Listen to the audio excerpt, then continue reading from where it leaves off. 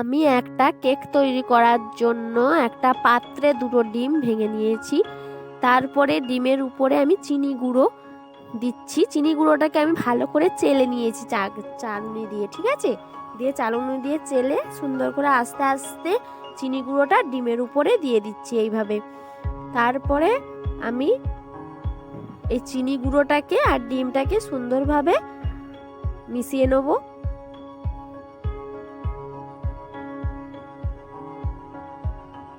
হাত দিয়ে যেভাবে মিশোচ্ছি ওইটা তুমি এইভাবে, এগুলো কিনতেও পাওয়া যায় দোকানে কিংবা মেলাঘাটে, সব জায়গায় কিনতে পাওয়া যায়। আর নাহলে কাঁটা চামচ দিয়েও এটাকে মিক্স করা যায়, কাঁটা চামচ দিয়েও ব্যবহার করতে পারো, বা এটা একটা ব্লেন্ডারও, এরকম ব্লেন্ডার কিনতেও পাওয়া যায়, তোমরা কিনেও নিতে পারো। এভাবে মিক্স করতে হবে চিনি গুঁড়ো আর ডিমটাকে, এইভাবে তোমরা মিক্স করে নেবে, ঠিক আছে। ভালো করে সুন্দর করে মিক্স করতে হবে যতক্ষণ না চিনিটা ডিমের সঙ্গে একভাবে ভালোভাবে সুন্দরভাবে মিক্স যতক্ষণ না হচ্ছে ততক্ষণ আমরা এইভাবেই ভালো করে ব্লেন্ডার দিয়ে মিক্স করে নেবো। তারপরে এই মিক্সটা হয়ে গেছে দেখতে পাচ্ছ, আমি এর উপরে ময়দা দিয়েছি। ময়দা দেওয়ার পরে আমি এবার দিচ্ছি আমুল দুধের গুঁড়ো, ঠিক আছে। আমুল দুধ গুঁড়ো আর ময়দা আমি একসাথে দিয়ে দিয়েছি, ঠিক আছে। এবার ময়দা আমুল দুধ, এটা আমুল দুধ দিচ্ছি, দেখতে পাচ্ছ এইভাবে ময়দা আর আমুল দুধ পরিমাণ মতন দিয়ে দিয়েছি। এইভাবে মিক্স করতে হবে ধীরে ধীরে।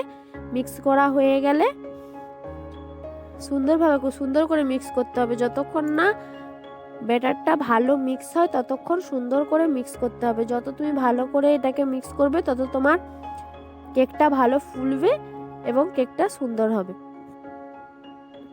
আমার সোনা মানে আমার মেয়েও এটাকে মিক্স করতে খুব পছন্দ করে, ঠিক আছে। সে এখন ভিডিওটা করছে ওই জন্য মিক্স করতে পারছে না। ও মিক্স করার জন্য খুব পছন্দ করে, বলো মা আমি মিক্স করবো বলে করে বায়না করে। হ্যাঁ, যত এটাকে ভালো করে ফেটাবে, যত ভালো করে ফাটবে,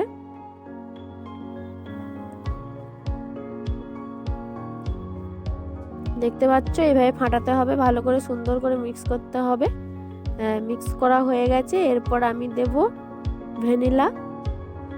ভ্যানিলা দিলে কি সুন্দর ফ্লেভারে, কি সুন্দর গন্ধ হয়, খুব সুন্দর কেকটা ভালো লাগে। যখন কেকটা হয় এত সুন্দর সেন্ট ওঠে না, হেভি লাগে।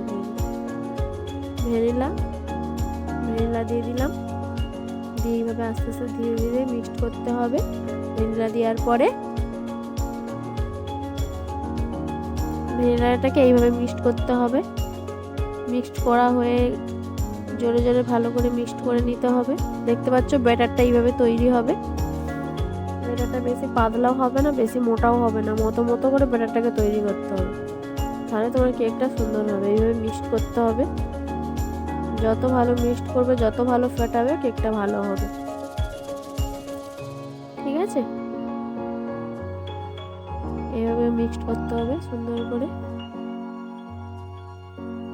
এই যে এইভাবে দেখতে পাচ্ছ ব্যাটারটা খুব পাতলাও নয়, খুব মোটাও নয়।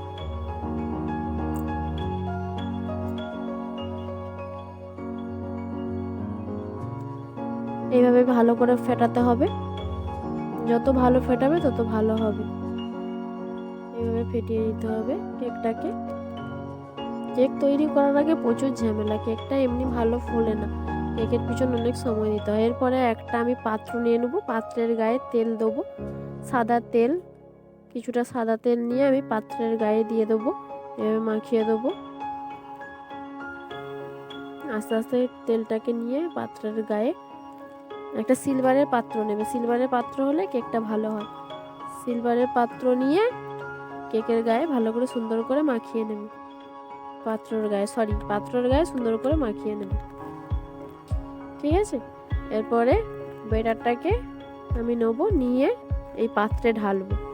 ব্যাটারটাকে ঢালছি, ব্যাটারটা ঢালা হচ্ছে।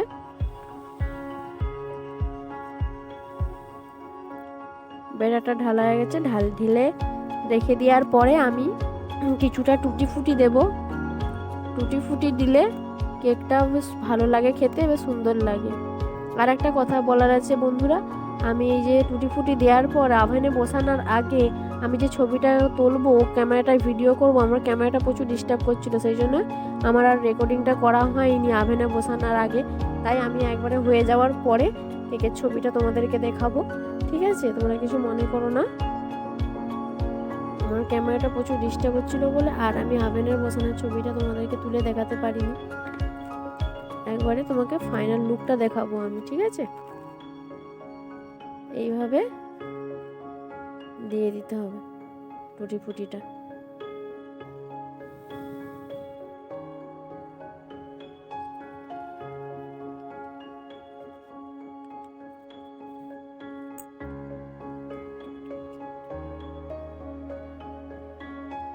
আমার কেক বানানো কমপ্লিট।